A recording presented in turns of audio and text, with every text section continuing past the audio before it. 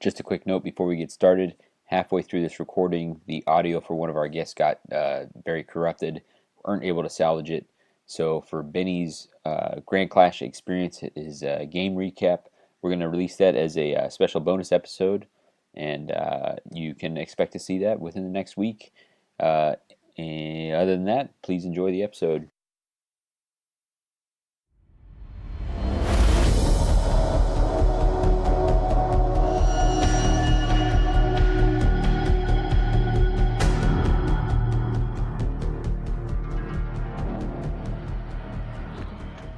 Welcome to What the Hex, your source for Warhammer Underworlds in under 30 glories scored with a single objective card. My name is Davy. I'm your co-host. With me, as always, I've got Phil. How are you doing, Phil? Hey, I'm doing pretty good. And we've got actually two guests with us today. We've got Benny. How are you, Benny? How's it going? And we got Adam. How are you doing?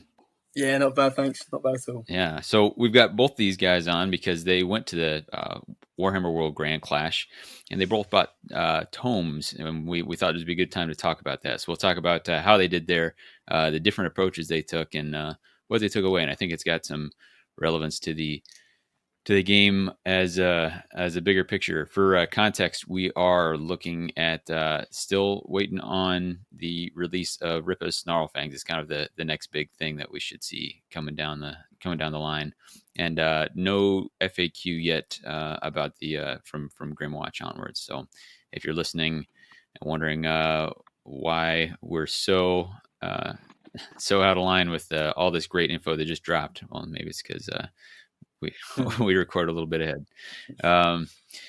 You can get in touch with us on Twitter at WTHcast, and we'll talk some of the other contact information towards the end. Before we get into the meat of it, we want to talk community shout-outs.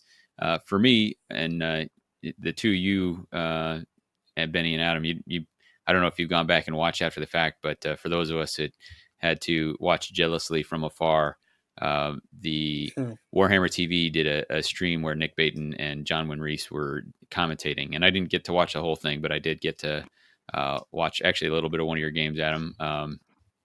Yes, against Jay Clare, I think that was. Yeah, they were top notch. The commentating, I was very impressed. I was enjoyed what that team did. So just wanted to give a thanks and a shout out to those guys. Anybody else got anything they want to give a shout to the community out there? Well, I think just generally in the Grand Clash, everyone there. It's just a great time. Just get shout out, everyone. Sure, excellent. Well, we're gonna go on to the next piece. It's what the hex is going on with you. This is where we talk about what we're doing in the hobby lately, and specifically for you guys, if you actually give us a couple, tell us when it comes to you how you got into Underworlds, maybe how long you've been playing, and then what you've been doing lately. So let's start off with the guests. Adam, you wanna kick it off here? Certainly, yeah. So right, background. I started Underworlds in June this year as a kind of back into the hobby after a pretty long absence for about 5 years or so. I've only played Eyes of the Nine, and I'm sure we'll come on to that in due course. But racked up a few games with those guys. Took them to the Grand Clash. Took them to the Grand Clash in Dallas actually before then, back in August, or was it September? I'm not sure. But either way, Grand Clash over. Starting to expand my portfolio of played warbands. I'm dabbling with Magors actually, which is a bit of a change of pace. Yeah, but I'm taking a bit of a strange route with them. I won't give too much away in case you see them in the local tournament. Good listeners out there. But unorthodox, should we say? Unorthodox. Okay, all right. And I don't know what you're running. I have done a little playing with Magors. I think the last time I played against Magors, I was taking Reavers, and I was like, this is Magors. I'm going to offset it diagonally and take advantage of my speed and just kind of pounce on whoever comes forward. And then he happily placed 3 objectives on his back edge and walked backwards to score supremacy. I was like, oh no, yeah, boy, what's happening? So that was particularly shocking. So I don't know if that's the route you're going, but there's some interesting play out there for that. Yes, for sure. Hey, for sure. Benny, give us a little bit of your hobby background, what you've been up to lately. Well, yeah, actually started as well, similarly to Adam. I started in like June, July. So I've been playing a lot of Cursebreakers, going up to the Grand Clash. So for now, just been kind of messing around with some new decks, bit of Despoilers and Git. Going back to my old favorite, the Reavers as well. I used to play a lot of them before the cutoff of the cards. Kind of fell back in Cursebreakers because I learned the game with them, brought them to the Grand Clash. So it's kind of how it went. All right. So there's a little nostalgia for you going back to the Yeah, Cursebreakers, huh? I fell back. Yeah. All right. Phil, how about you? What's your latest? Just more experimenting with the Wild Hunt. It's been very up and down though, so results still to be determined as to if they're working or not. Some games it's like you win huge, and then other games get stomped. So not quite sure there, but otherwise still running our local league. We're about halfway done with our third season there, and it's been great. We keep getting new people. People are really happy with the changes in Beastgrave. Seem to be enjoying the rotation. So it seems like a good positive state for the game to be in. Yeah, it's continued to be fun to see the new warbands or new takes on old warbands with as the cards rotate in and people getting excited and going through that sort of discovery phase of the new cards. For me, I think the last time we were on, I was talking about rushing through all kinds of different or trying out different season one warbands. I've sort of settled in on Reavers for a while. I've been playing a whole bunch of them, and that's been pretty fun as everybody sort of tilts a little bit towards hybrid or objective play to just continue in the full, absolutely savage, all out aggro come flying around. It's been cool. It's been fun. I've got some high risk objectives in there, like let the blood flow, which when it goes off, you feel like the champion of all things, but it's not often that it does. So That's a tough one. But you don't have Corn's Chosen in there. No, although I think maybe the last two games I played, I could have scored it, and the second to last one, I would have scored it with Targor, who is the only fighter left on the board, and appropriately is the one pictured on that art. So I think we figured out, including upgrades that dropped out of the 32 health that had been on the board, 31 damage had been done to it. There was one guy with 1 health left on the board at the end. That's a very, very Reavers game. So. Yeah, that's the way of the Reavers. Yeah. All right. So we're gonna be talking tomes, and then tomes at the Warhammer World Grand Clash specifically, but we will expand that out to talk about it sort of in the context of the bigger game. So I'm going to come at you guys. You guys will be carrying this episode for us, basically. That's fine. We'll be asking no you. Pressure. Okay, good. So we're going to be asking why tomes, why the decks in particular that you built. We'll talk some about the process of building your decks. We'll go through some of the performance at Warhammer World, and then some of the lessons learned, and we'll take the tangents as they come from there. So that's kind of the roadmap of what we're looking for. But let's start off with why tomes, and we're going to throw it back to Benny here. So you said you were going back to Cursebreakers because they were the warband that you learned the game with, but you didn't learn it with tomes. I would imagine. So what made you think tomes? I actually had a very different build that I'd been working on, and it was like a very aggressive Cursebreakers build. I would like to give a shout out to Tommy Conboy, who basically gave me a couple of lessons when I was playing that way, and then helped me to change my deck and show me that Acolyte could really work. I think with the old cards going away and Hidden Path, Spectral Wings, these sort of things, I think it's really played into helping a defensive kind of build as well. And with the Cursebreakers in particular, with a lot of the tomes, they work very well just generally. They're not really a waste of an upgrade. You've got incantations, vitality, ones like that. So it worked very well for me.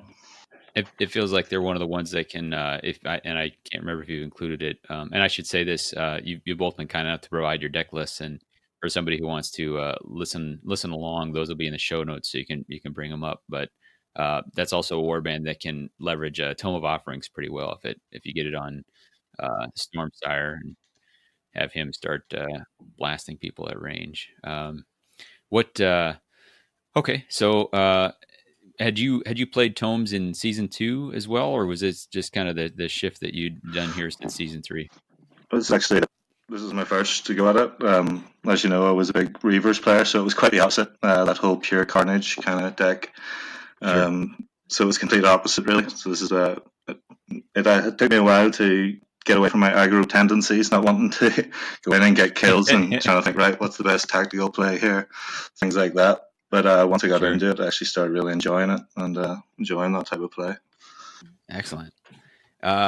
So Adam, Mhm. why did you go with tomes and you took eyes? So tell me why tomes, and then tell me why eyes in particular, or maybe it was the other way around. I don't know. So Yeah, indeed. So, I mean, Tomes, why Tomes? I've played Eyes all the way through, well, since June, but through season 2, at the tail end of that. I played them competitively. Um, they focus very heavily on the passive side of things. So, hiding is a key thing for them. I don't want to engage. I want to stay back and try and protect my guys at all costs. So, quite the opposite of your Reavers by the sounds of things, Davey. Um, yeah, And season 2, the objectives are really well set up for that. So with things like escalation, with things like superior tactician, they really fed into that. They really helped. With those gone, it's kind of finding a replacement for that. And Tomes is the best way at the moment in the meta. We'll see what happens in the future if they get some good kind of universal end of phase 3 cards. That could really change things. But for the time being, Tomes are really the only alternative. Because it's a trade-off, right? Because you've got a lot of upgrades that are spent in getting these tomes in your deck. Some of them are very useful. So Tome of Vitality, great card. It's great, basically great fortitude, but you can get some free glory from it. Tome of Glories, get a lot of mileage out of that. That's a brilliant card. Easily get a couple of glory just through the game by using the action on the card. Incantations, I get no mileage out of because I minimize risk wherever possible. Casting spells it seems an inherently dangerous thing to do. So I tend not to do that so much. Vortimus is he's not what he's cracked up to be, at least in my experience. So really, it's just those two, glory and vitality, that really get any use from me. I don't take offerings because it's another restricted slot, and there's a lot of competition for those, particularly with the change from 5 restricted to 3. So I actually ran 5 tomes as opposed to 6 or 7 that you might see in other decks. And really, that's just finding the balance between having that ability to score big in the end phase of the third, but having the tools that you need to be able to deal with other things, which I think is quite key for Eyes of the Nine. It's well, for most warbands, but Eyes of the Nine have to remain relatively flexible to be able to respond to threats as and when they occur. Sure. So run down your 5 tomes for me real quick. You said it was glories, vitality. What else was in yours? Yeah, so the other 3, healing, insight, and diseases, but really Okay. warfare is just as good as those 3. I think I've used each of those 3 once. I think I've actually used the effect once in about 40, 50 games. So Wow. they don't see a lot of playtime. A part of that is because of keeping guessing, which is a bit of a staple of the deck. And obviously you can't get that 4th action from an upgrade card. You have to be using your own integral actions. And that's a factor, but I mean, situationally, they could be good. Obviously, a benefit of Tome of Diseases is it's a bypass for the Crown of Avarice, so you can use that to knock the final wound off. And as it's an Yeah. upgrade and not a gambit, you don't get the negative, and you still get the glory from it. So situationally, sure, but yeah, normally you don't want your Tome carrier up in that action anyway. So I think a story I've probably told before is I had this clever plan. There was a Stormsire on 1 health left, but he had Crown of Avarice on him. I was getting all excited to use a commanding stride to get Molag next to him, and then I'd Tome of Diseases him to get around that. I was very proud of myself, and then very my nice. opponent promptly double critted Sphere of Gur on Cursebreaker and killed him for me. So that So this did magic, that. it's not good for you. It's dangerous. Stay Dangerous. away. Benny, how many tomes did you take, and which ones did you take? So mine's a bit different. I run 6, and I did a lot of magic. So incantations was a big card for me, really. Incantations, offerings, vitality, healing, glories, and diseases. I actually got some good Tome of Diseases kills off with Nice. offerings in against. It was actually the Friday skirmish before the Grand Clash. I got 2 off with both with offerings on the gits. But apart from that, diseases doesn't get used too much along with healing. But the other 4 I use quite a lot. The incantations helps a lot with getting the spells off. Sure. Definitely. which I What- need for my deck to work. I can see that, and that's one where it can drop on anybody. What? You've used Tome of Insight once. It sounds like Adam. What was it? How did you feel? Because I know when that card dropped, people were looking at it like, oh, that seems real powerful. But the reality is, it's most useful early on, but that's also the most valuable activation to burn. So, what's have you had any take? So I wouldn't be inclined to use it early on, I don't think, because it's always a toss up between one of those actions and drawing a power card if you've got nothing else to do. And invariably, certainly early on in the game, you want to start moving through that power deck. I run 22 cards in my power deck too, so it's always a toss up. And you think, okay, I could use that, but I could also potentially draw another tome. That could be another glory at the end of the game, or something else that's quite useful to kind of squirrel away for the next turn, even if it's not useful then. So I think that's the competition that the cards often have in terms of those extra kind of nice to haves like the insights. I've used it once when I'd kind of squirreled away my Tome Keeper at the back, just out of range of charge from the remaining players on the opposition's team. But just used it to make sure, in my own peace of mind, I didn't have any sneaky push cards or anything that could thwart me. So using the Tome of Insight there to make sure, actually, yeah, they are safe, is when I've used it. That was once, as I say. I think ordinarily there's just too much competition for other actions out there. Sure. Definitely agree. Yeah. I know with Mollog, I had some occasions because I would include the card that had him, get a glory for activating the same fighter 4 times. So I could sometimes get some, because I wasn't working for Keep Them Guessing, I was just working for 4 activation. So I'd occasionally say, I am going to take one swing, so I'll just Tome of Warfare's up a little bit, or just need a little extra insurance, and so heal them a little bit. But yeah, I agree. Most of them end up being pretty corner case. So. That's quite interesting actually. With a few of the cards one of the cards that I can think of that's been released recently. So, Soothing Companion could be quite a nice synergy with that. I guess I've not used it myself. But if it counts as activating the player, you heal a weed, which is pretty good. Well, and Tome of Healings alongside Soothing. Yeah, so it's a 2 for 1. Tome of Healing can be very useful. Get that extra wound, so just you make sure you don't die at the end. Yeah, it's worked for me a few times. Yeah. Since we're on the subject of upgrades and your tomes, what you said you have 22 power cards. Let's stay in the upgrades section. You specifically only took Adam. You only took the 5 tomes, which left you room for 6 other upgrades. And what else did you fill that space up with? Yeah, so there's the essentials, right? There's the stuff that I have to survive. So that's Fameway Crystal. It's still invaluable. Great card. You can use it to teleport away to the backfield where there's no one there because they've been trying to rush you down. That's often very useful. It's a great fortitude, similar kind of thing. Staying alive is the main priority for me, primarily. So that just helps that. I would take sudden growth, and it was in the deck, but the change from 5 to 3 restricted meant I had to drop it, unfortunately. Survival Instincts at the moment, such a good card because there's very few downsides of being a quarry. And on Vortimus, it's brilliant, who tends to be my tome carrier. Any card that's on 2 dodge, suddenly having 2 shields as well, because they're on guard and they can't be pushed back as well. It's such a good card. I'm sure we'll see more things that have negatives of being a quarry as more warbands are released, but for the time being, gleaming card. Sure. Larval Lance is in there because again, just really strong counter-offensive play that it provides. I find it so extremely satisfying. Teleporting an erstwhile Navi or Turosh into the back line with say the steeple step with Larval Lance, killing a big guy. It's that really gets me going. You were actually telling me that story at the Grand Clash, weren't you? I think I did. Yeah. I remember. That's how much I enjoy it. Yeah. Crown of Avarice, really, really useful card for this warband. I think it's useful in most warbands, to be fair. It's got very few downsides.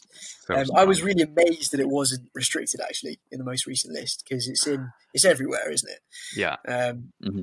Or even, an FAQ where it's not the glory from the kill, but another one. I think that would make it more balanced. But hey, for the time being, I'm loving it. Crown of Avarice, great card. Sure. And finally, for me, Silver Tether, which is a Eyes of the Nine specific card.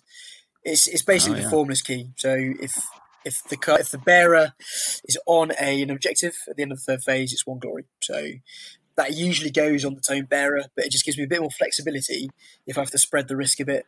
I find that helps.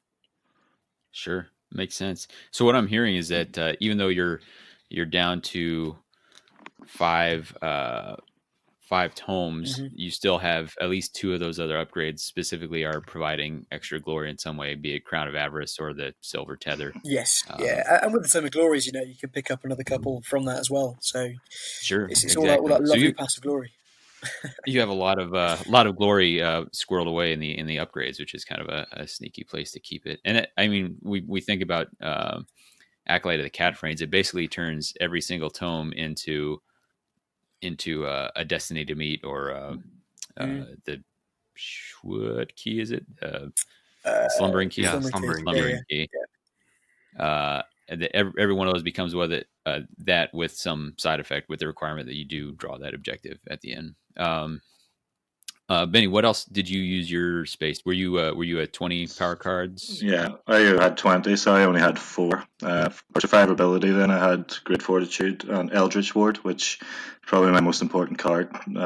If I can get Eldritch Ward on early for the Tome Bearer, it's great. I also, then my other 2, I have the Storm. If I can get one of them on one of the other Amos or Rastus, they can just get my spells off very easily. And then Glory Seeker, which was very, very important. That was actually a late emission, or late, put that in late. And it's killed Crackmarrow, putting Amos up to 3 hammers, 4 damage twice, and also killed Scritch. Wow. I was so glad I put it in. So that Glory Seeker can also get Stormsire up to 3 damage. You can get Amos to 4, or you can get Rastus to 3 with Cleave, which often helps. Mm. Yeah. Mm-hmm. Yeah, especially with the lethals around to maybe give it that one extra little blip. Yeah, it's an important card. So we've talked upgrades. This is almost the backwards way of how people usually build their decks. But let's keep in the power cards here. What was your overall plan? We'll go back to Adam here. Give me the blitz rundown of what your gambits were, and then kind of give me your overall thought process in selecting those. Yeah, sure. So as I've kind of explained already, it's dancing around, it's staying out of the way, it's not getting hit, and it's just general sneaky manoeuvres. What I've not mentioned is also the importance of denying glory too. That's kind of part and parcel with staying back. I longboards whenever I can, pretty much. But denying and starving the opponent of glory is just as important as scoring it yourself. So a lot of the gambits reflect that. I've also got a shortcut, which is a fantastic objective. So there's the obligatory cards that you have to take to score it. But I'd probably take them all anyway, actually. But if there's ever a grey area, kind of if it's on the edge between one or the other, and one scores it shortcut and one doesn't, then the scoring card will go in. So in terms of jumpy roundy, mixing uppy, running away, Bound by Fate, very good card. It's got a lot of synergies with running someone forwards and then teleporting them backwards and giving them somebody else like the Blue Horror instead. This is like a range 3 confusion for your friendlies. Is that Bound by Fate? That's it. Yeah. Eyes of the Nine specific. Deceitful Step, which is probably the best card in the deck. In fact, it is the best card in the deck. Deceitful Step. Again, Eyes of the Nine specific. You roll a magic dice on lightning. You go to any unheld starting hex. On a swirly or a crit, you go to any unheld objective, and that's anywhere on the board, and there's no movement token you add to them. It's just a free teleport. Fantastic card. The only rub is you can't use it if you're adjacent to an enemy fighter, so it's just something worth bearing in mind. But yeah, that saved my bacon more than a few times. I think every game I use it and it's decisive. Just a brilliant card. On the same kind of note, Confusion, which is the nice synergy of being able to block an objective, or I should say switch onto an objective. The same being true for Deceitful Step if you need to deny the enemy objectives. What else? Center of Attention. Same kind of thing, but really helps to score Scrum. New fantastic surge cards that we get a lot of use out of. But also pulling people off objectives. So someone at the Blue Horror, someone in the backfield, 2 away from a held objective, center of attention on him, and they're suddenly pulled off. And if you get 2 for 1, it feels even better. Yeah. Mirror Move is in there too. Really good cards. So many uses. You can use it to push an opponent into a lethal. You can use it to push them onto the sidelines or onto an objective. To then use Encroaching Shadow or Lethal Ward, which I've also got in there. It can be used to block Pit Trap as well, which is very good because it's the same reaction window after the attack. Mm-hmm. So that's very useful and worth knowing. It doesn't block Snare though, because Snare happens during the attack. So again, worth knowing. Yeah, get a lot of damage with that, or just moving backwards, running away, whatever it is. It's basically a sidestep, but better because you can use it on somebody else. So that there is Encroaching Shadow and Lethal Ward that I've already mentioned. That's really just to give this warband a bit of bite. And we're hanging back. We're not going to have too many kinetic effects up front. So having those options to cause some damage early on, or knock that final wound off after a charge, that's really, really useful. And just gives us more options, more flexibility. We've got Frenzied Search, which is there. I wouldn't have it if it wasn't a 22 card deck, but I just wanted the extra upgrade. And actually, it can be quite useful to try and search for that card that scores shortcut, or to get something else that's quite useful. So that's a really good card. Restless Prize is in there. I think, again, it's one of those that's in pretty much every deck that I've seen, certainly at the Grand Clash. It's just such a good card. With objective play really coming into the game a lot more. It can be used to deny an objective. It can be used to kind of trigger all sorts of things, really. Silver Tether. I've seen it with Shifting Reflection used very well. So putting an objective under an enemy that you quite like to smash, Shifting Reflection, bring them back into your half and hit them with something hard and heavy. Such a good card, really versatile. Yeah, it is get a lot of mileage out of that one. Transfixing Stare, again, pretty ubiquitous. I'm amazed this wasn't restricted either because it's just so powerful. And Eyes of the Nine get really good use out of it because you summon the horror up next to something big and scary, Transfixing Stare, and they're immobilized for the rest of the turn. Yeah. And then they hit the blue horror, he flips to the brimstone, and next move you run away. So it's ideal. And last but certainly not least, is Flexible Strategy. This card is really, really quite important for this deck because, as we'll see when we get to the objectives, there's a lot of glory. What's the word? Not modifiers, but great gains, solid gains, opening gambit, all those kind of things. And if you've got 3 of those in your hand, one of them might be Acolyte the Cat Frames, for example, in your opening hand. The last thing you want to do is throw all those away because it's a big chunk of glory that you're saying goodbye to. Flexible Strategy, I think, came really into its own once every other game. And any card that does that doesn't brick your hand, which is a key risk of this warband, it was an auto-include for me. A really, really useful card. And that's it for my gambits. Very nice. Yeah, that's the things I wanted to cycle back to, especially the chip damage. That seemed especially handy in your deck because it's likely they're only getting 1 or 2 threats all the way down those long boards if it's that set up. So if you can pour the damage onto whoever the 1 or 2 threats that are getting to you are, then you're really making their life even more difficult. Yes, and same with them. So Fameway as well as a counter to that. A lot of heavy hitters have 4 wounds. They Fameway in. Kachara gets an attack off. There's 3 wounds, and then Lethal Ward to chip off the 4th. Or if it's one in your backfield on the edge, then same thing for Encroaching Shadow. It's really, as I say, just having that toolbox of things and that flexibility of play that you can use to get yourself out of sticky situations. And then the other thing before we hop over to Benny, tell me more about, you mentioned going longboards, and what I have not seen as much longboards as I've seen people throwing the boards diagonal. Was there a reason you chose long versus diagonal? What was the thought process there? I think so. There is a little bit of difference in terms of distance. If you fully offset the diagonals, then it is a bit further for them to go. I think an element, if I'm being quite honest, is psychological. You put longboards down, and it looks longer. It looks like a longer distance, and that can be quite intimidating. Actually, it sounds silly, but I genuinely think that is a factor. There's not that much in it, and it also channels people into coming forward.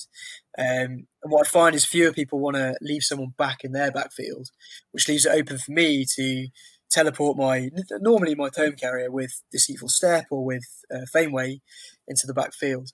So I think it's probably more psychological than anything else. As woolly as that answer sounds, that's why I prefer it. All right, sure. Benny, talk to us about your gambits. Now, I know spellcasting is kind of a centerpiece of yours, and I think we'll see some more of that when we take a look at your objectives. So I'm expecting a number of gambit spells here. likely. Yeah. Yeah. So it was very different. Adam, mine was very spell heavy. I had 8 spells, and the only ones that weren't are Shadowed Step, Discourse Shortcut, and Frenzied Search in order to get more spells or more tomes, whatever, whatever I need the most Sure. of. Yeah. So I've got Abyssos's Unmaking, which is huge, I think, at the minute. If I could get that off on someone who's trying to play objective heavy, it really ruins their game plan. It's happened a few times. And then I've got I get my ping damage from things like Withering, Cry of Thunder. It's like an anti-scrum card at the minute. It's pretty good. And I've got Second Salvo, which also helps with objective play. Unfocused Blast, more ping damage there. And Sorcerer's Riposte, which is a nasty card. If you can get some incantations on with that, it's pretty much you. Yeah. I was going to say a number of these are spells that require double channel, like the double lightning. But like you said, once Tome of Incantations is on there, those become not quite trivial, but pretty easy to trigger. Or you can get the Storm on one of the other mages. Sure. You only need to roll for 1 in as well. Yeah. So I've also got for Arcane Transposition, which just scores shortcut very easily, but it's also very useful for it's just basically a confusion, but you have to cast a spell. It's also a very useful card. So all mine is about just trying to get the spells out, hopefully for when I get my Magical Storm, and get enough damage out as well. So sure, let's hop straight onto that. Is that tell me what your objective looks like? That'll kind of for objectives make a lot of this more clear. Yeah. So from objectives, the only one where I actually have to kill someone is Strange Demise. So the rest, I've got my Acolyte, my Committed Risk, got Combination Strike, Fired Up, Focal Formation, which caused me a bit of bother, but I'll talk about that later. Harness of Storm is probably the easiest card in the game, maybe. Overpower. I'm casting a lot of spells on 10, although sometimes it's harder than it seems. Yeah, and then Solid Gains is just another. Sure. Toying with having great gains in there, but Solid Gains is just a lot more reliable. Yeah, I know you can always tell when the Cursebreaker player is struggling to get that Harness to Storm off because they're standing there and attempting to empower, and you just see the frustration building. Yeah. Oh god. You chuckle. I have a horror story about that, but we'll keep it for later when we're talking about matchups. All right, sounds good. The horror story. So Adam, we know one of your objectives, Acolyte, and I guess we know shortcuts in there. Tell us what else you've got in there. Yeah, sure. So 6 Surge, obviously. So starting with those, Scrum, really easy to score cards. We're normally hiding at the back on longboards, so super easy. And with Center Retention too, worth knowing as well, because I've met a few people that didn't know this, but it triggers even if it's your opponents as well. So if they score it and you've got it in hand, you score it too, which is just worth knowing. Yep. Warning Shot, which is fine. It's all right. It's a restricted. It's particularly good with the Brimstone Horror. The Brimstone Horror gets a reaction the first attack per phase, and it's hitting on 2 swords, so he normally misses. You can generally tell when I'm trying to score Warning Shot because I'll target someone normally who's got an assist and has got like 2 shields or something with a 2-sword blue horror, Brimstone Horror. But yeah, that's useful. Shortcut that I've already mentioned. I've got 3 cards that can score shortcut. I'm dabbling with the idea of putting in Shifting Reflection actually to make that 4. But it's pretty reliable as it is. I think I worked out the percentage of having a shortcut scoring hard card in my opening hand to be something like 50%. So it's not bad. And with Frenzied Search in there as well, actually it's pretty reliable.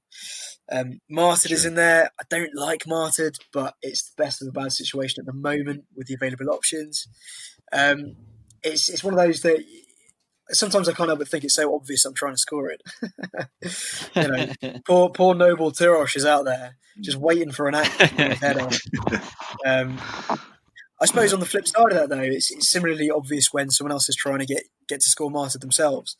And that fact's in quite key with this warband. It's the whole denial of the opponent's glory. So if they're presenting you with this Arnulf just ready to be slaughtered, don't do it. Don't do it. Don't fall for the trick. Or if you have to, push them to lethal. Deny that. Sure. Sorry, no, scratch that. That won't work. Don't do it. Leave them alone. Did you, just to interrupt here a little sorry. bit? Did you Yeah, ever Sure. did you ever find that you could score it yourself, kill your own fighters, and therefore Yes, get yeah. martyred and the denial? Nasty. So I used that I think twice during the Grand Clash. I was a lethal ward with the Crown of Avarice. Yeah, Yeah, that can be like really it. useful. Like That it a can be really lot. good. So that's 4.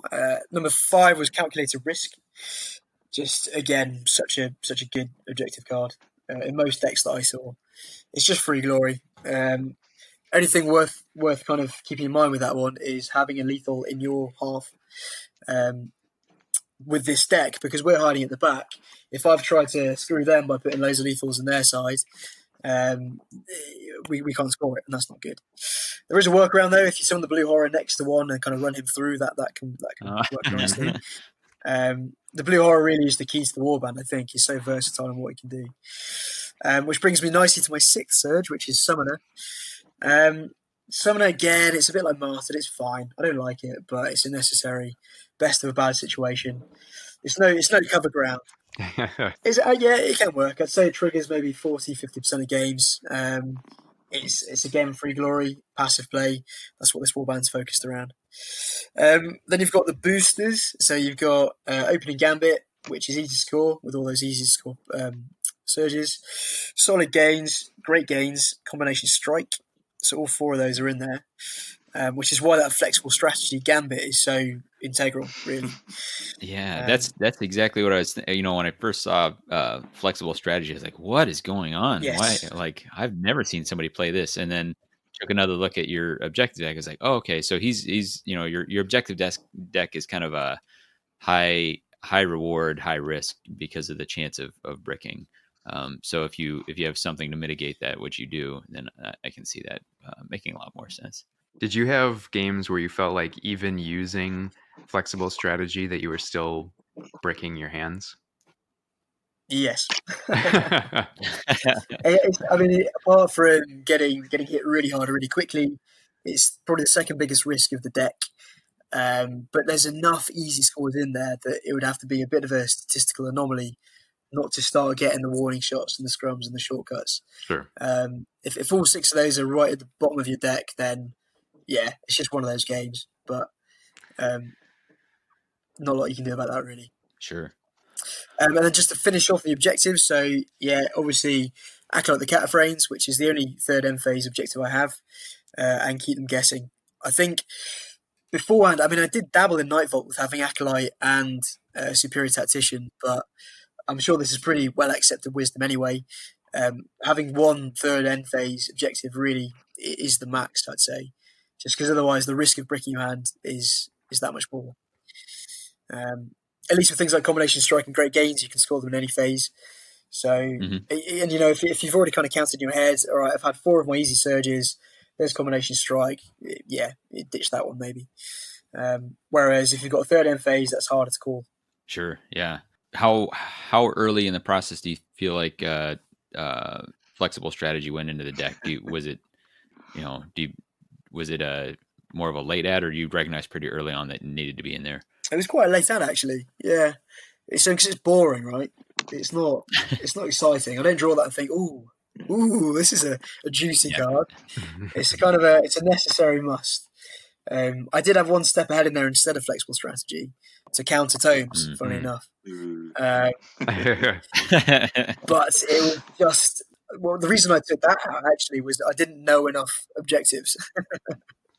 No, I'd try and call out like a 2 glory objective that they might have, and was scrabbling for names and thought, you know what, this is only going to bite me. I'm only going to get frustrated at myself. So I switched to a flexible strategy and was amazed that I didn't do that before, because it made things flow so much better. Really good card. I love it. Move on to matchups here. Well, I had a quick question. So we ran through your decks. Sure. Would you consider these tomes decks to fit within sort of the standard sort of paradigms of control, flex, or aggro, or do you think tome sort of becomes this separate thing?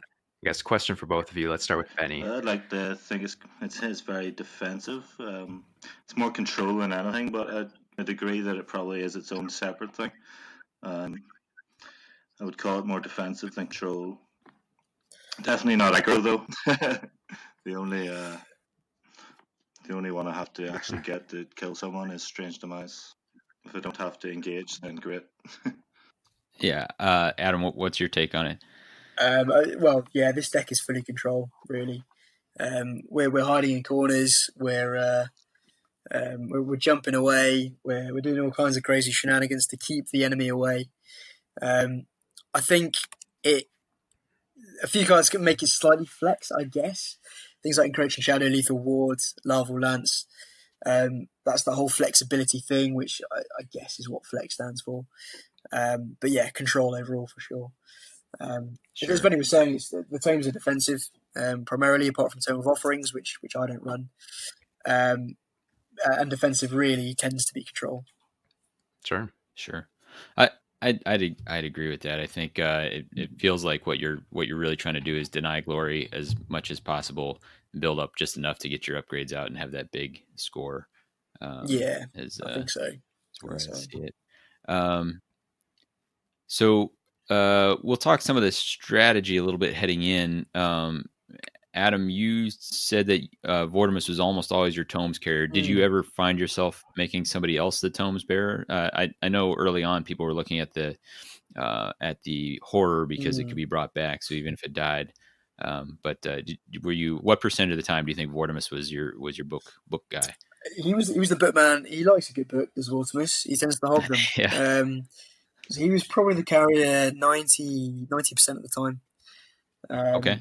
The only thing is if he gets killed early on, which is not a good situation for me to be in, then of course you have to have somebody else. The horror is a pretty good shout, but normally the defensive upgrades will go on Vortimus, and so the horror then only has 3 wounds and 1 dodge, which isn't great. So then it tends to be pretty ad hoc. I mean, what you can do if the tome carrier is killed, in terms of play, would be to hold a couple of tomes in the hand. You don't need to play the tomes until the 4th end phase, and they'll have the same effect. So there's no need to literally show your hand and put those tomes on early when you can have them in the back pocket. And that way, if your tome carrier does get killed, you've got a couple of glory at least that you can put on somebody else. So, yeah, that's kind of gameplay wise.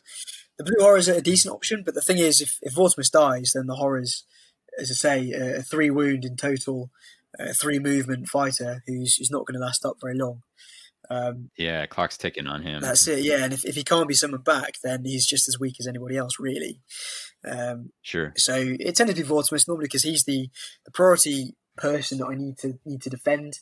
And if I've got that in my head, I just have to defend this one guy, then that makes things a little bit easier for me as well, I guess. That makes sense. Benny, did you feel like you were Cursebreaker, Stormsire 90% of the time, or was it more spread out for you?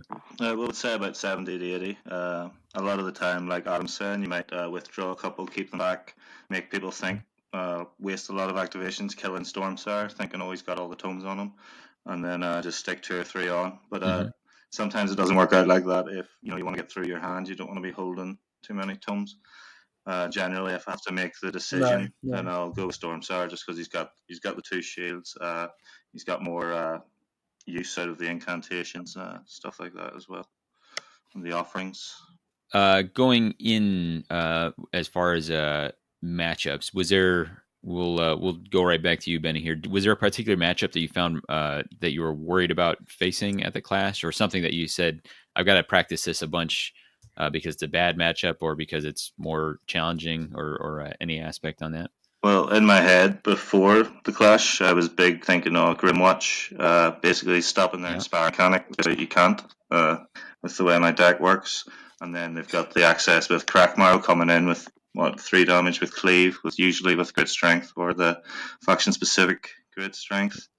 That's a pretty tough one I was thinking of. Yeah. But I think because of my preparation that I actually ended up okay with Grimwatch. I'll come on to that later. It was Profiteers probably in the end. That's where my biggest problem, which I didn't realise beforehand. How about you, Adam? Did you feel like there was a particularly bad matchup for you, or anything that you're particularly worried about going in? Yeah, a few.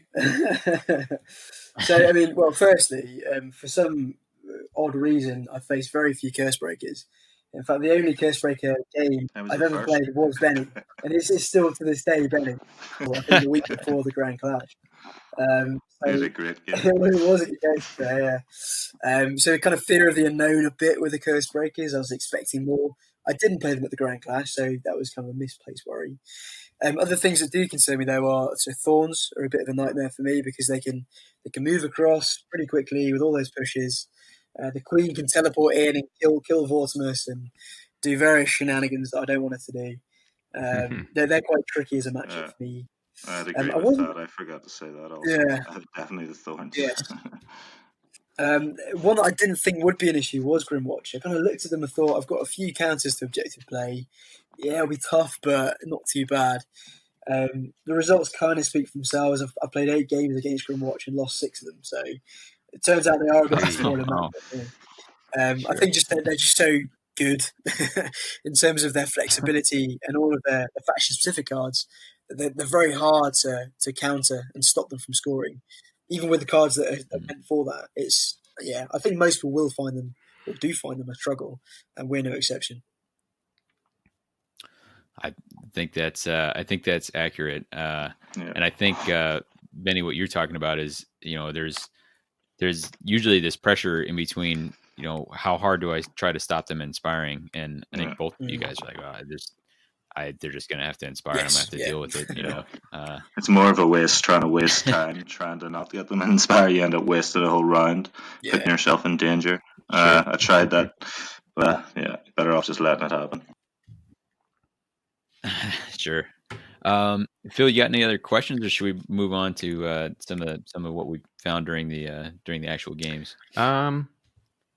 I guess I was just wondering, since it had kind of come up, of like, what were your thoughts about sort of the timing of tomes, and Mm, when you're feeling like, oh man, I drew in all these tomes, mm. but now, do you play them right away and sort of show who's going to hold tomes, or like Uh, at what point do you know you can hold them versus you have to play them to keep moving through your deck? So for me, I would never hold them between rounds. I'd never hold one in the hand. Either it's unless perhaps it was Tome of Glories and I didn't have any spare glory to put it on someone, which would be a rare situation. You're going to break your hand if you hold your tomes across rounds. So certainly play them before then. There's often little points if it's not Tome of Vitality or Tome of Glories, and you're not going to get any benefit from that. You gain no advantage by putting them on early. There is no advantage to you. All you do is telegraph someone that is now more of a target for your opponent. So Right. you might as well wait until the end phase. Fair. Same thoughts, Benny, or would you adjust anything with that? I agree for the most part, but sometimes you've got 3 in your hand, and you really need to get those powers. Especially with my deck, I need to get the spells out a lot of the time, so I need to put them on someone so that I'm able to draw up the full 5 or full whatever. But I will try and hold back if I can. And also, like Adam says, once you Sure. put on something like Tome of Disease or Healing or something like that, people catch on. There's some that are not going to tip your hand as much. Mm-hmm. Let me talking about having 3 in hand. Was there ever what's your take? You opening hand, you're staring at a lot of upgrades, most of them being tomes. Is there a threshold of tomes that says I just can't throw this many away? I have to fight through. Yeah, in my first game, first round of the Grand Clash, I had 4 tomes, and the other one was an upgrade. So I had the Storm or something, and I also had Acolyte in my opening hand. Oh no. It was just so that was basically the absolute nightmare. My first ever game. So yeah, I've had that, and I couldn't throw it away, so I kept it, and then ended up just getting stuck. But that's how it goes when you run the deck. I think you just have to hope it doesn't happen. What do you think the way out is there? I guess it depends on what if you have Harness of Storm, then maybe you empower and get one of those out and move along. That's Or what you're hoping for. if you have time, maybe draw some power cards or something. I don't know. Yeah, Yeah, I think Frenzied Search helps mitigate that a little bit, I suppose. But definitely. yeah, that's just going to happen sometimes. For me, if I drew all Sure. 5 tomes up, I suppose it would depend on what my objectives were. If I had a couple of nice, easy scores, I'd probably keep it, to be honest, because you can put on the ones that are useful, Tome of Vitality, Tome of Glories, and they generally are useful, and kind of leave it at that. So that even with 5, if I had all 5, I'd probably keep it if the objectives were amenable to that. If I had a couple of easy scores for quick glory. I guess was there ever a circumstance where either of you needed to where you ended up mulliganing, discarding in the opening hand any tomes? Was there a hand like I'm heavy upgrades, only 1 tome, I'm willing to give up this 1 tome? Or Well, try not to, but probably should have in different cases. If I look back and think it's often a deterrent when there's too many tomes in the hand. 1 or 2 tends to be okay, but if it's any more than that, I will be very worried about my end game score, as I've only got a 14 net glory. So I kind of need my tomes. All right. Well, hey, we've been dancing around the games themselves a bit. Let's jump in. I think we'll try this. We'll do day 1. We'll just pop back and forth.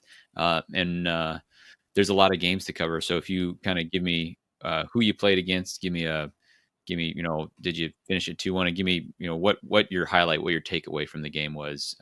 Sort of was there a learning moment? Was there something particularly notable? And we'll go with that. So Adam,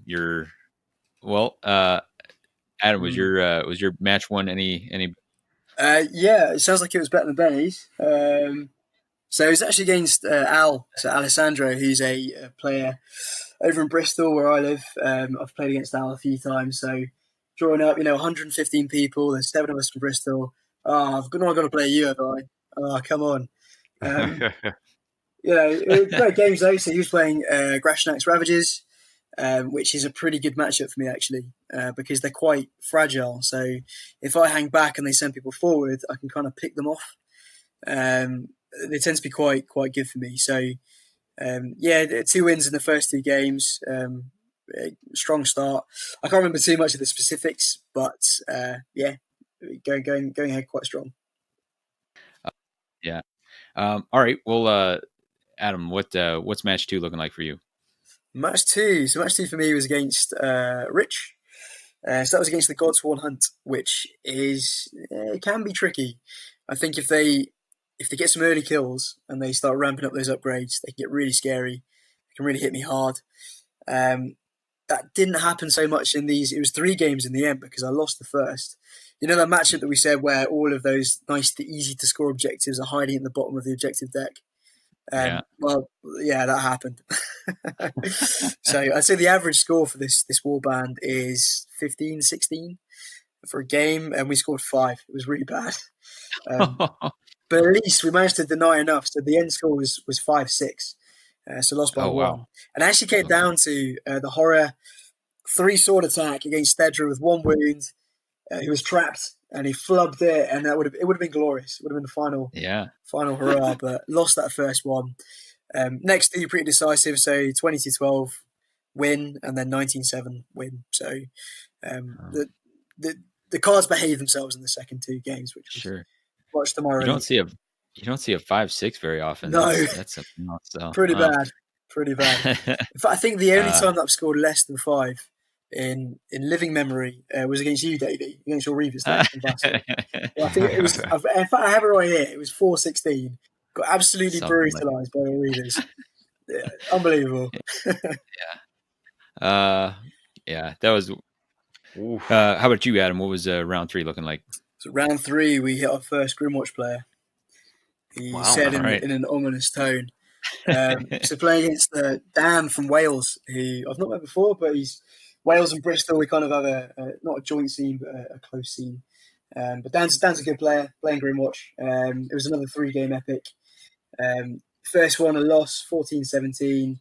Second one a win, 22-18. And the third one a loss, a nail biter. It came really down to the very final kind of activations, 14-17. So a loss overall, but the glory was 50 for me, 52 for him. So super tight game. Wow. Very, very tactical, and that would be mirrored, I think, later when I played Jay Clare on the second day.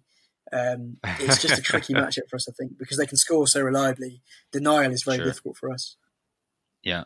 Yeah. They can if you're leaving them alone, they can still get a fair amount of scoring while they just wander around and do their own That's thing exactly it. on their Yeah, side. yeah. Yeah. And then Adam, what was your round 4 looking Mm, like? And you're in the same boat, knowing that that's it. you're Yeah, trying to it's make all to that play key one. for. So my round 4 is against Rob, playing the Profiteers, which actually for me is a pretty good matchup. I think Profiteers rely quite a bit on people coming towards them, not hiding behind lots of blocked hexes in the back corner, which is exactly what I did both games. So to be fair, I think so. My objectives came out pretty nicely. And Rob, when he did manage to get into position to make an attack, the dice failed him. I think pretty much every time. There weren't many times, I don't think, just because we were playing so cagey. But yeah, pretty decisive wins there. So 22-4 and then 16-4.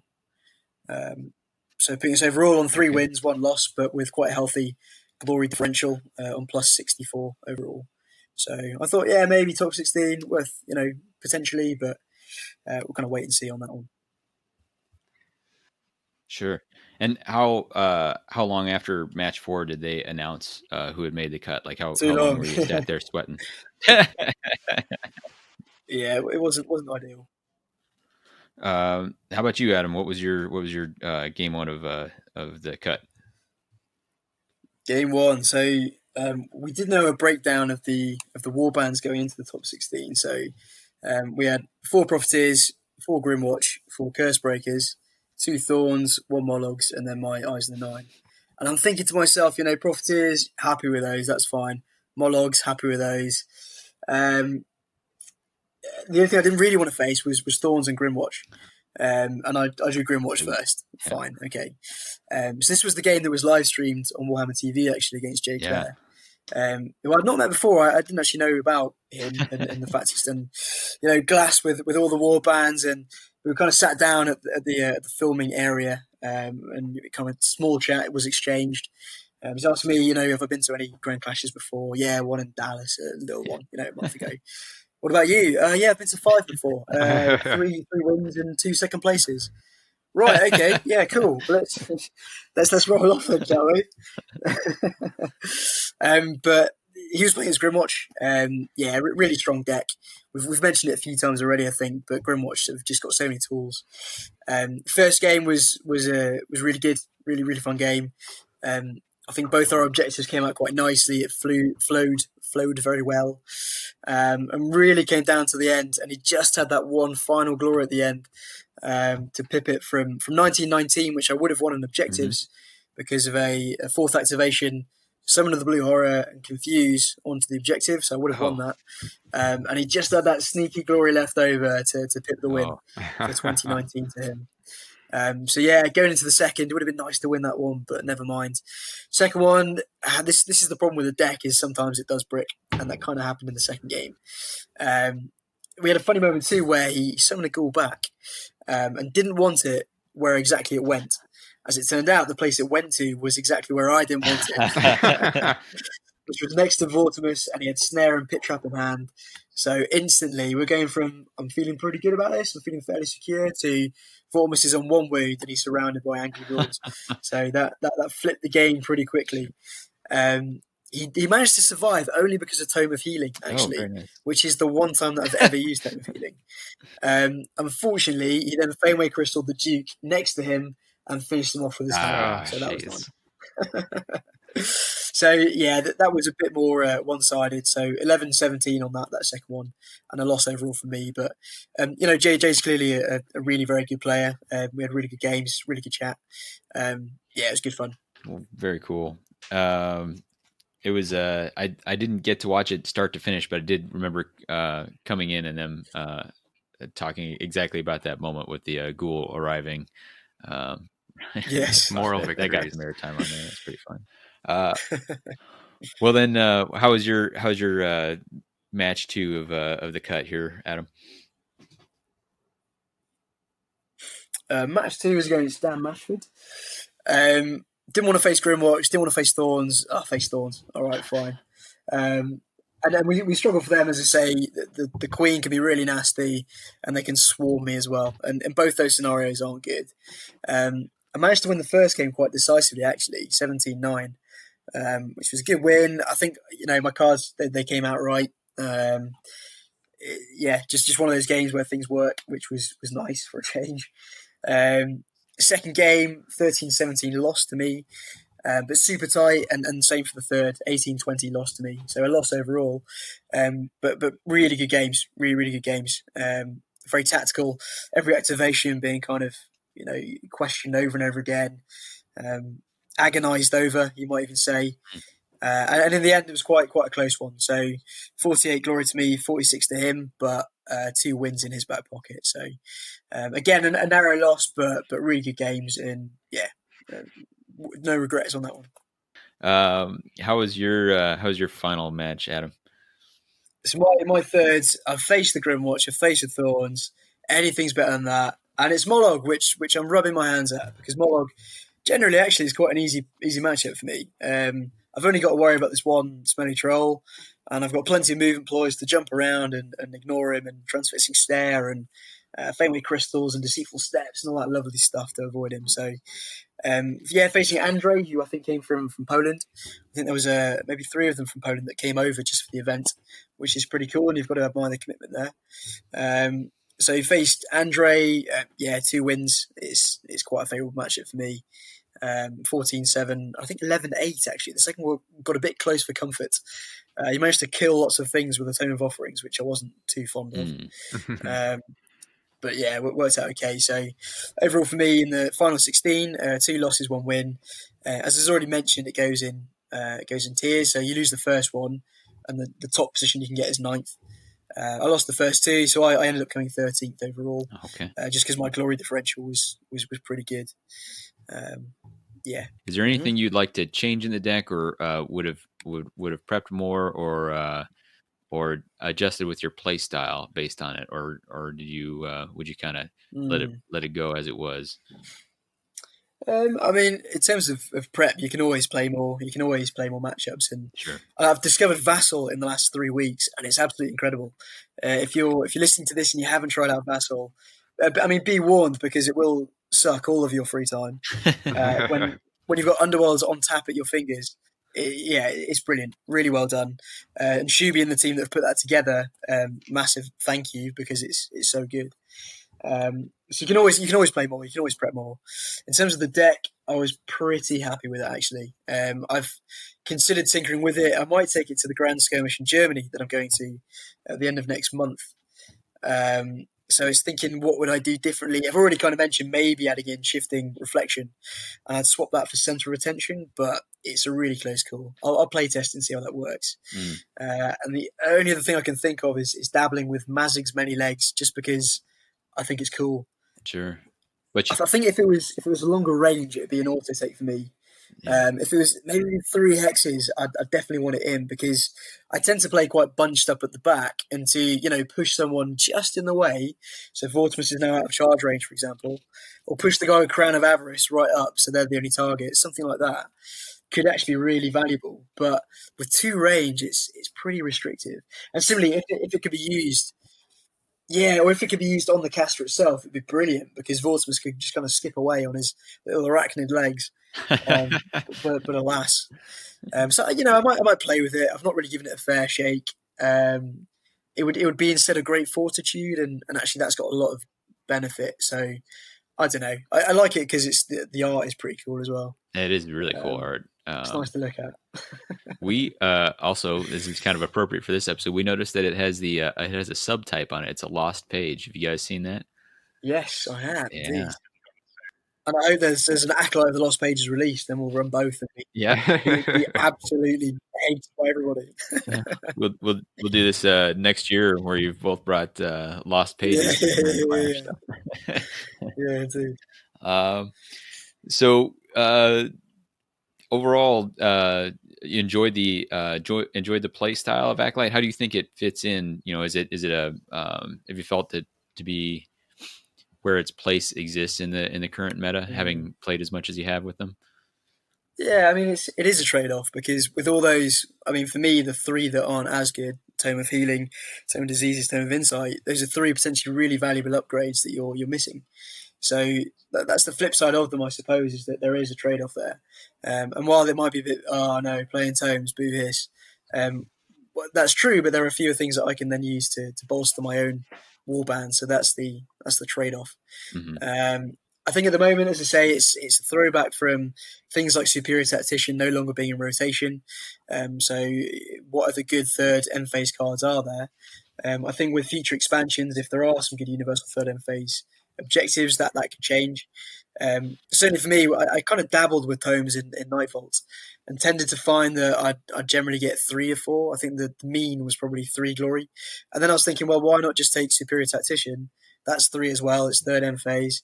And it means I can have all these other cool upgrades to do stuff with. So, yeah, we'll see what comes out, I suppose, in the future. But for the time being, it's a strong card.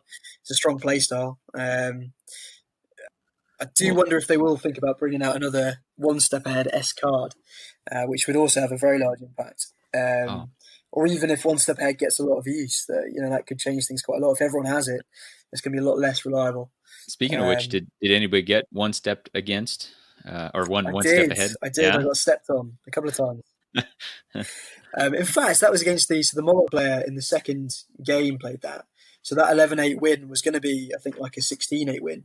So I had all 5 on whoever it was. Kacharik, I think, was the only one left alive. Okay. But yeah, he one stepped ahead it, and it wasn't quite enough for him, unfortunately, which Yeah. I was sort of gutted for him about because I like the idea. I like the idea in principle. Sure. You like the cold sweat that you feel, and like, oh, I hope he doesn't have much he's got left to score in that hand. Yes, yeah, exactly. Please don't roll a hammer. Come on. It's a really tricky card to add, actually, because it's, Gambits are probably, well, arguably the most contested slot in a deck. Um, and you're replacing so many of the things that are always useful. There's always room for a Haymaker. There's not a warband out there that can't use Haymaker. Yeah. So to replace a really valuable card with something that might not even come up, might not even be worthwhile in a given matchup, it's a really tricky one to fit in. And I tried to with my deck, but as I say, it lost out to everything else in the end. Yeah, it's difficult. Yeah, absolutely. Because you can think, okay, so the obvious, it's great against. Well, it's potentially great against. Mm, Half the time, it's great against Acolyte of the Cataphragms. And when Superior Tactician was floating around, you have a pretty good idea that was coming out.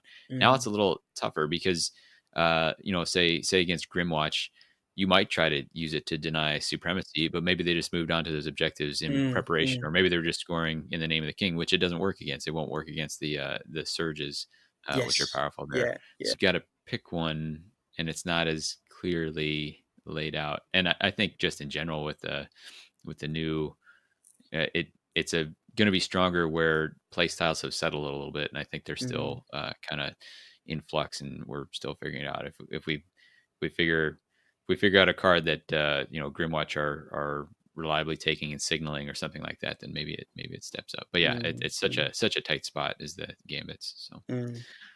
um, that Phil, you got any kind of wrap up here at all? I think we're good. All right. We talked a little when we talked to you before. We know Adam, you're on the Magors, kind of changing things up. Yeah. Yes. Yeah. Well. Allegedly change things up. Well, I mean, It's from the eyes, it's an entirely different chaos god. So yeah. it's a different case god actually. So I'm very much into the hobby side of things too, and I've converted quite a few into Zinchian beings. All So my right. Magors are actually I've used the Nightmare spawn from Forge World. Because Oh, with beauty. Sake the Faithless, it's kind of it's got 3 heads, it's got appendages everywhere, it's all Yeah, pretty gribbly. That's my Rip Tooth, for example. very nice. And I've used various kind of exalted sorcerer bits from 40k. I've rummaged through my bits box and I had all sorts of weird stuff to what was once these wholesome warriors of Khorne, and now these twisted aberrations of Zinch, which is just how I like them. Um, so, so aesthetically, no change, but yeah, I wanted to go something a bit more aggro. Whether I've succeeded in that or not, I don't know. Um, yeah, they're a bit unorthodox at the moment, but yeah, we'll see how they go. Sure.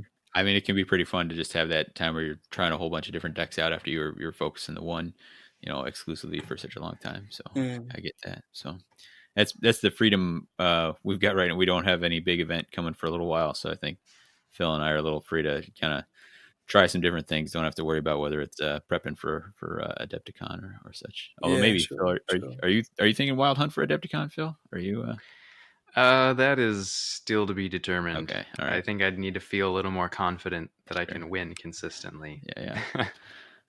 All right. Well, anybody got any last thoughts before we start to close this out? Yeah, I suppose. Uh, Well, if you're in the Bristol or Southwest area, check out Bristol Independent Gaming. It's a little independent shop. It's about 3 miles, 4 miles south of the city centre. It's pretty good. We've got a good, strong group there. We normally got 8 on a Tuesday night, which is when we play.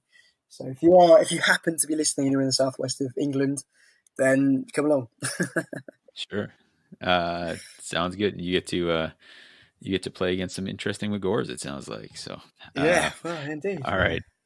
So you can always get in touch with us at WTHcast or whatthehexcast@gmail.com. You guys, if people wanted to give you a shout out, are you on? Are either of you on Twitter, or have you got a preferred spot, or just go find you in Bristol? Find me in Bristol, really. Okay. I'm imaginatively called Adam F on Discord and Vassal, so jump on All right. there. Any questions, just let me know. Yeah, always. It's always there. So, all right. So we just wanted to say thanks to everybody for listening. If you get a chance, drop us a review. We greatly appreciate it. Our next episode is going to be our 1 year mark. We've been recording this thing for a year, so we'll be coming at you with a little bit of a celebration there, and we'll just be waiting to see what exciting news GW drops in the meantime, and we'll adapt to that. Your recommended listening for this episode is going to be "Cello Song" by The Books. And for What the Hex, I've been Davy. This is Phil. I'm Adam.